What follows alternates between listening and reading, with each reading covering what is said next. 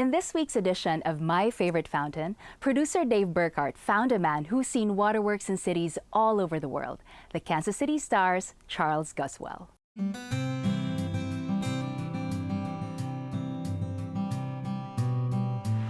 It's wonderful to be here on an autumn morning at Meyer Circle, a beautiful piece of architecture and motion that I think is a beautiful spot to begin any day.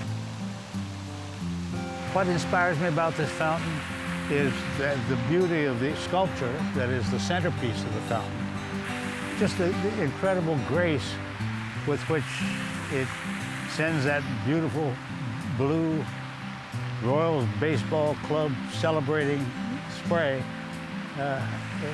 arcing out there. It's just a lovely thing. I used to walk my Brittany's up the Parkway and around here. My old Brittany, Rufus, loved to jump in it.